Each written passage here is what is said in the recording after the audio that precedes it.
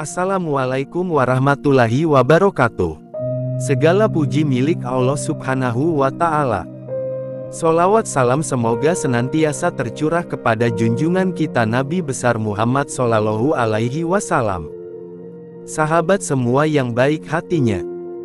Kali ini kita simak bersama sebagian kisah tokoh sufi besar Syekh Abi Yazid Al-Bustami. Namun terlebih dahulu akan kami baca dulu kalimat beliau menjelang akhir hayatnya. Kalimat Syekh Abu Yazid Al-Bustami di masa akhir hayatnya. Ya Allah, aku tidak membanggakan disiplin diri yang telah kulaksanakan seumur hidupku. Aku juga tidak membanggakan sholat yang telah aku lakukan sepanjang malam. Tidak pula menyombongkan puasa yang telah kulakukan selama hidupku. Aku tidak menonjolkan upayaku menghatamkan Al-Quran berulang-ulang kali. Aku tak akan mengatakan betapa tingginya pengalaman spiritual yang telah aku alami. Betapa bersungguh-sungguhnya untuk doa yang telah aku panjatkan dan betapa akrabnya hubungan engkau denganku. Engkau pun mengetahui bahwa aku tidak membanggakan segala sesuatu yang telah aku lakukan itu. Semua yang kukatakan ini bukan untuk membanggakan diri. Semua ini kukatakan kepadamu karena aku malu atas segala perbuatanku itu. Engkau telah melimpahkan rahmatmu, sehingga aku dapat mengenal diriku sendiri. Semuanya tidaklah berarti, dan anggaplah tidak pernah terjadi. Aku adalah seorang tua yang sudah berumur 70 tahun dengan rambut yang telah memutih dalam keburukan. Baru sekarang inilah aku dapat memutus ikat pinggang ini. Baru sekarang aku dapat melangkah ke dalam lingkungan Islam. Baru sekarang inilah aku dapat menggerakkan lidah untuk mengucapkan syahadah, yaitu kesaksian tiada Tuhan selain Allah dan Muhammad adalah utusan Allah. Engkau menerima umat manusia bukan karena kepatuhan mereka. Dan engkau tidak akan menolak mereka hanya karena keingkarannya. Segala sesuatu yang kulakukan hanyalah debu. Kepada setiap perbuatanku yang tak berkenan kepadamu, limpahkanlah ampunanmu. Basuhlah debu keingkaran dari dalam diriku, karena aku pun telah membasuh debu kelancangan karena mengaku telah mematuhimu.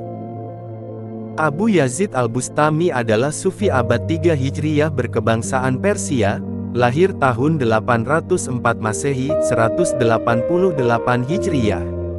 Nama kecilnya adalah Taifur, sedang lengkapnya Abu Yazid Taifur ibnu Isa ibn Surusyan Al-Bustami. Dalam literatur tasawuf, namanya sering ditulis dengan Bayazid Bastami. Abu Yazid Al-Bustami. Biografi Abu Yazid Al-Bustami.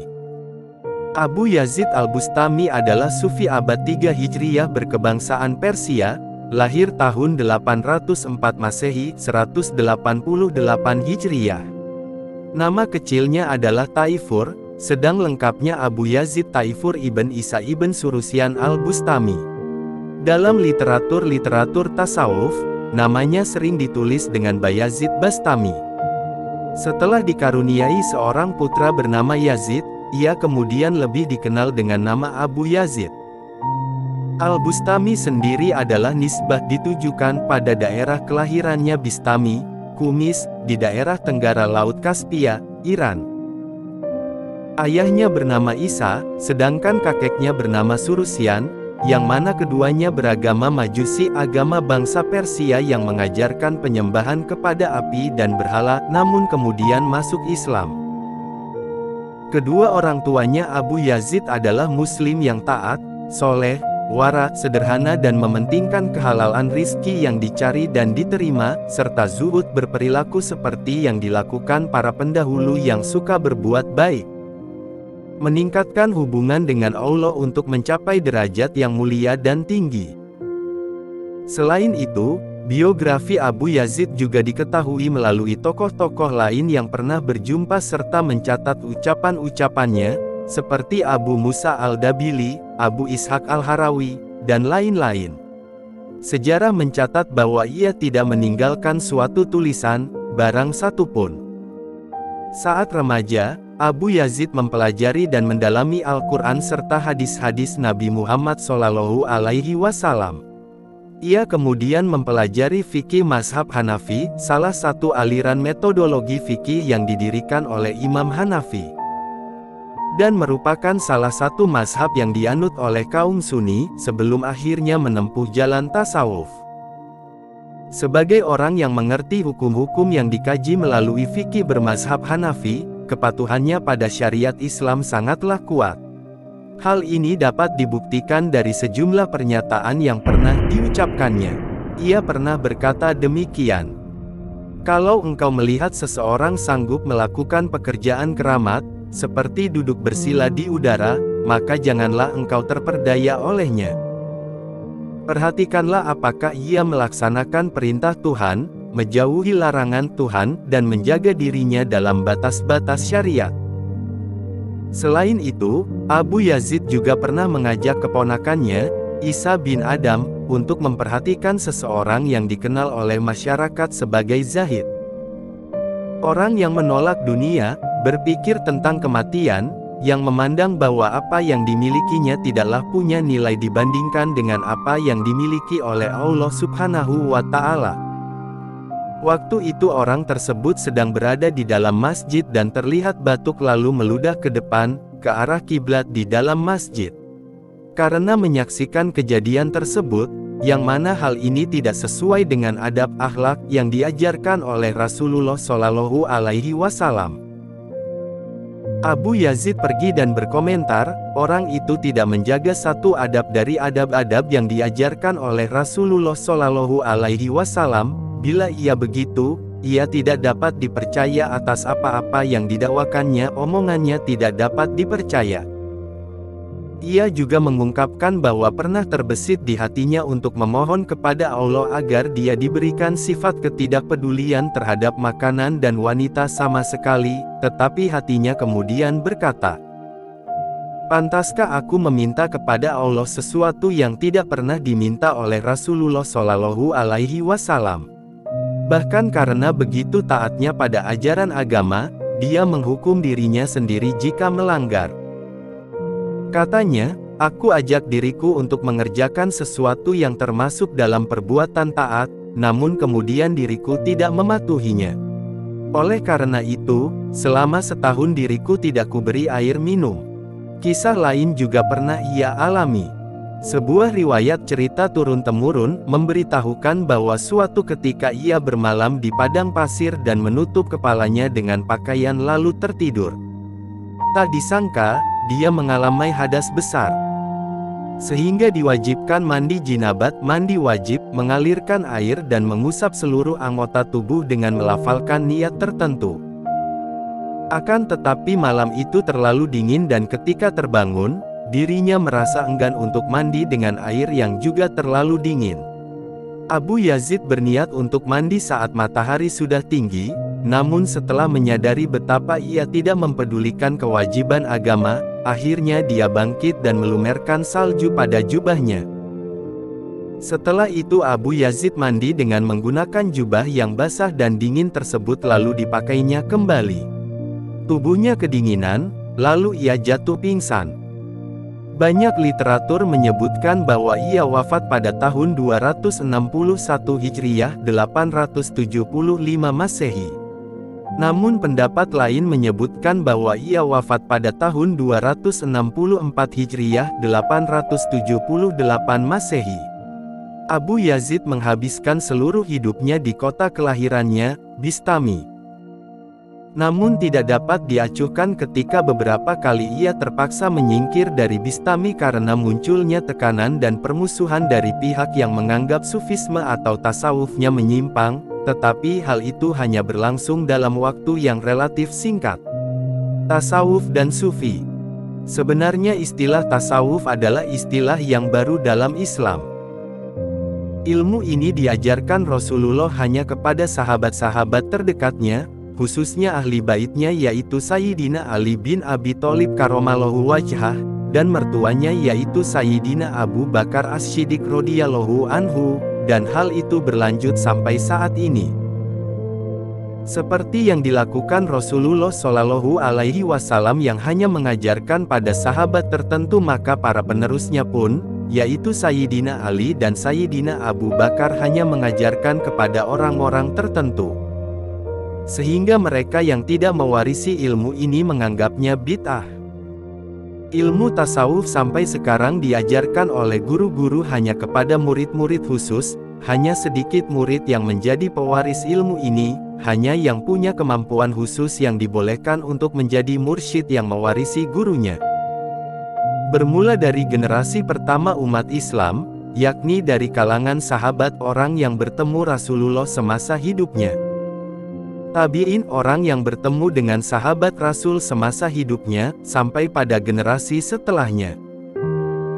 Asal-usulnya sendiri merupakan pemusatan diri seseorang dalam menjalankan ibadah, pengharapan diri sepenuhnya kepada Allah, juga penjauhan diri dari harta, maupun kenikmatan-kenikmatan yang lain.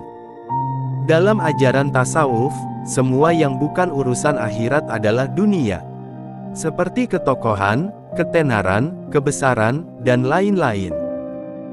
Bahkan membangun masjid-masjid pun atau membantu para fakir miskin dan anak-anak yatim, kalau tujuannya supaya dikenal sebagai dermawan atau tokoh, adalah termasuk cinta dunia, bukan akhirat. Ilmu tasawuf ditujukan untuk membersihkan sifat-sifat tercela yang ada di dalam hati agar bisa dekat dengan Sang Pencipta. Meninggalkan dunia supaya dikenal sebagai orang zuhud, sama dengan lari dari dunia menuju dunia yang lain.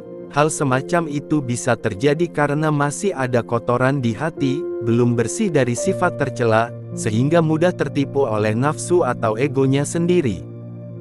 Jihad akbar atau perang besar dan jihad asgor atau perang kecil. Jihad akbar adalah perang batin, yaitu perang melawan hawa nafsu. Sedangkan jihad asgor atau perang kecil adalah perang fisik, adu ketangkasan fisik.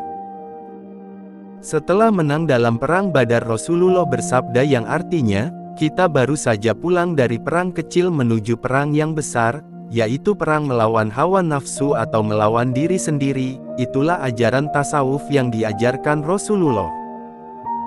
Hal ini dibuktikan dalam perang Uhud yang mana pasukan pemanah yang dilarang turun sebelum benar-benar perang selesai, mereka kalah oleh hawa nafsunya untuk merampas jarahan, kalah dalam jihad akbar. Saat itu pasukan muslimin sudah menguasai pertempuran.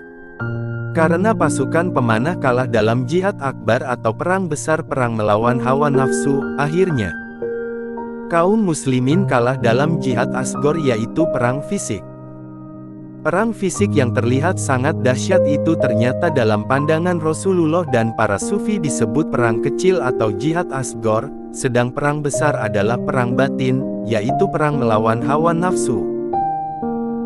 Banyak ayat-ayat Al-Quran yang membahas tentang perilaku tasawuf, di antaranya surat Al-Ala ayat 14, surat Asy-Syams 9, dan Ali Imran 164 yang artinya, sungguh Allah telah memberi karunia kepada orang-orang yang beriman ketika Allah mengutus di antara mereka seorang rasul dari golongan mereka sendiri, yang membacakan kepada mereka ayat-ayat Allah, membersihkan jiwa mereka, serta mengajarkan kepada mereka Alkitab dan Al-Hikmah.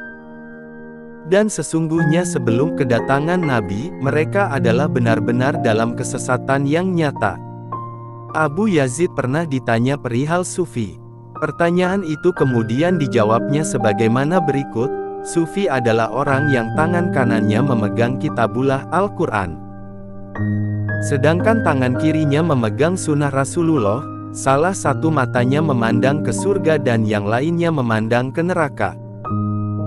Baginya dunia hanyalah sarung dan akhirat adalah mantelnya, kemudian sambil berseru, "Labaika ya Allah, aku datang memenuhi panggilanmu, ya Allah." Abu Yazid adalah orang yang menempuh jalan tasawuf yang mencapai keadaan ruhaniyah mabuk kepayang dengan kekasihnya, Tuhan, fana, sirna, merasa kekal baka bersama Tuhan, dan merasa bersatu dengannya itihad.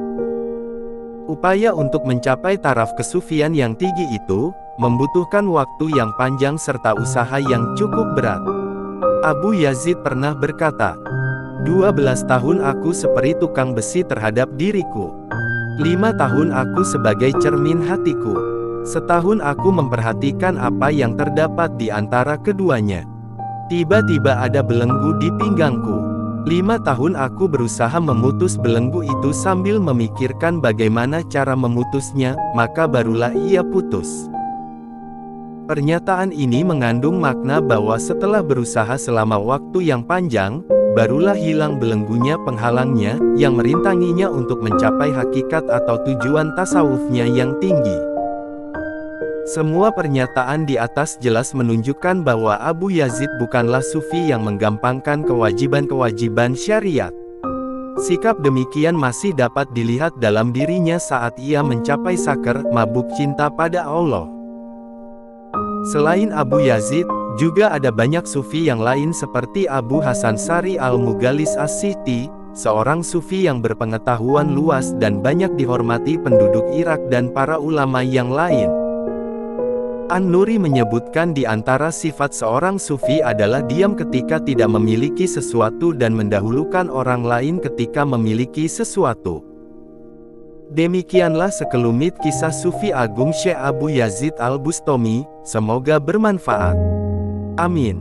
Wassalamualaikum warahmatullahi wabarakatuh.